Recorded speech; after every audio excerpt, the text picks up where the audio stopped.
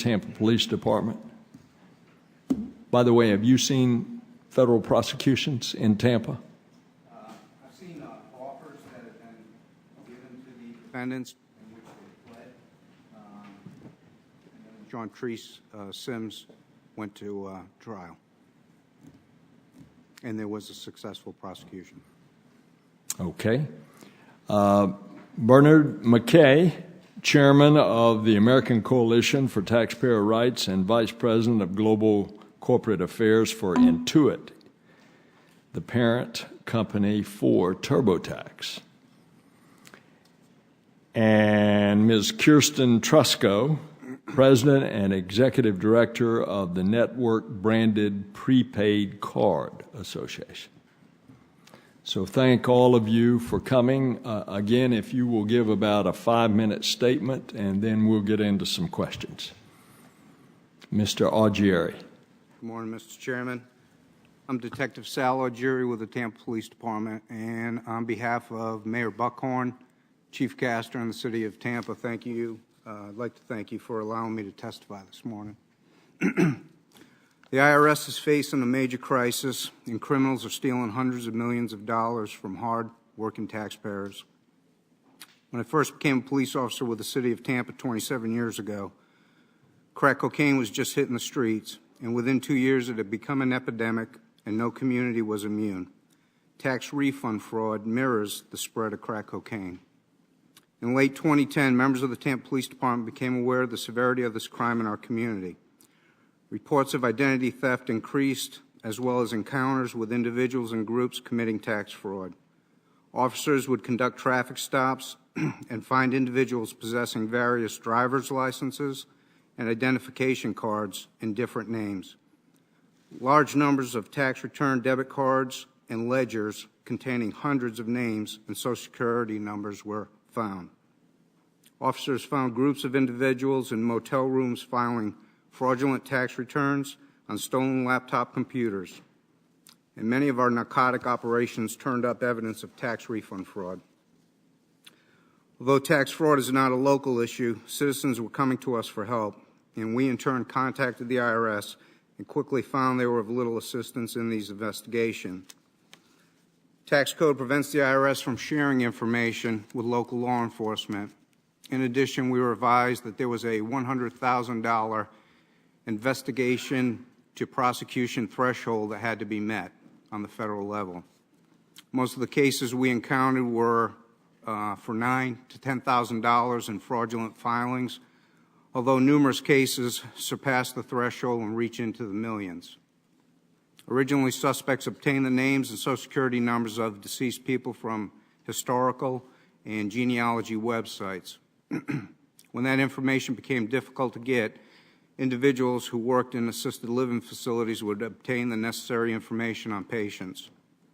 Names were now being sold to the suspects from accomplices that worked in businesses, medical offices, schools, and anywhere that personal identification could be compromised. In April of 2011, we learned that several agencies were trying to address the growing tax fraud issue. A task force was created, and the United States Secret Service took the lead. Members of the United States Postal Service, Hillsborough County Sheriff's Office, and the Tampa Police Department joined forces. In the Tampa Bay area at that time, tax refund fraud was completely out of control, and it was estimated to be in the hundreds of millions of dollars. The task force concentrated on known suspects committing the fraud, as well as collusive businesses cashing the fraudulent checks for as little as 20 cents on the dollar. On September 1st, 2011, Operation Rainmaker took place with the issuance of 5 federal search warrants targeting collusive businesses and suspects engaged in tax refund fraud, identity theft, and credit card fraud. 47 arrests were made and several cars were seized, including a Mercedes, 2 Jaguars, a BMW, and a Bentley Rolls-Royce. Despite all of the arrests and the compelling cases made, there have been no federal indictments. More disturbing, there's nothing to indicate that most of those arrested have slowed their tax fraud activities. Due to the inability to obtain tax information, our investigations center on identity theft. In most instances, this is a very simple offense to investigate. But due to the lack of information sharing, locating the victims was difficult and time-consuming. In addition, we had to locate video of the suspect using the debit card, which was issued in the name of the victim of the initial identity theft. Cases would take 3 to 6 months to investigate, and suspects were not charged with the actual initial crime of the tax refund fraud. Only the IRS can levy this type of charge on that more serious penalty. Our local state attorney's office and the U.S. Attorney's Office have assisted us as much as possible. Postal workers have been threatened concerning the delivery of fraudulent tax returns, and FedEx stopped delivery of Green Dot debit cards to Florida in 2011. Neighborhood residents have been threatened by thugs to stay away from their mailboxes. The magnitude of the problem is staggering. In September of 2011, we arrested an individual that committed $9 million in tax refund fraud. He was initially arrested on the state charge, bonded out, and to date has not been indicted. We have no reason to believe he has stopped committing this crime. The Postal Service has seized thousands of debit cards and U.S. Treasury checks. And even if the debit cards had been seized by the Postal Service or blocked by the card companies, a paper check was generated by the Treasury and sent to the original address the cards had been destined to. Temporary benefit from the tax fraud was our exaggerated reduction in crime in our city. We pride ourselves on our crime-fighting efforts, and we've been very successful over the years. Since tax refund fraud was so simple, most of the criminals started to get involved with it. In the past few months, we've seen a dramatic increase in violent crime, targeting those involved with committing tax fraud. And due to the large amounts of money the suspects have, they have been targeted for armed robberies and home invasions. An attempted homicide last week in Tampa is rumored to be the result of unpaid tax money between 2 individuals involved in this crime. The tax return process was constructed for law-abiding citizens with a focus on expedient returns. The process needs to be revamped. The IRS will tell you they have filters and flags in place to detect the fraud, but there are countless examples of the system failing. In the first few weeks of this tax season, we had 4 Tampa police officers who were victims of identity theft and the subsequent tax refund fraud. Officer David Curtis, Tampa police officer killed in the line of duty, 2009, had his identity stolen shortly after his death.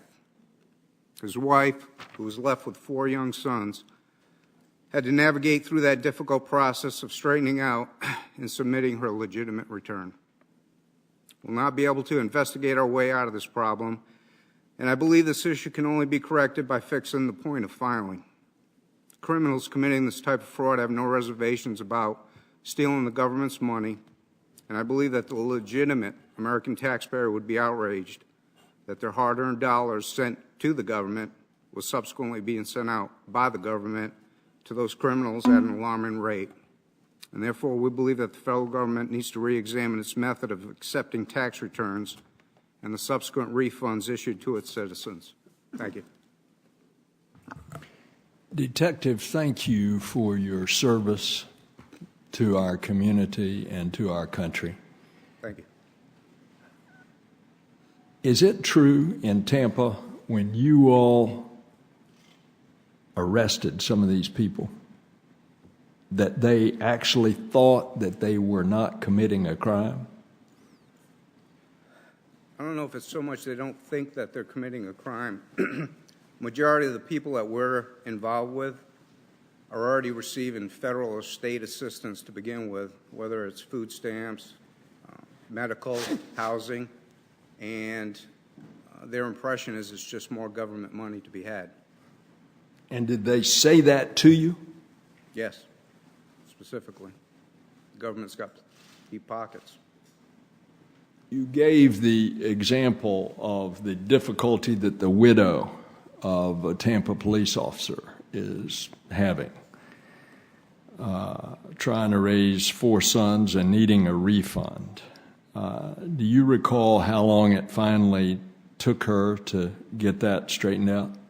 I don't know the exact time, no, sir. Well, let's go to Mr. McKay. Thank you.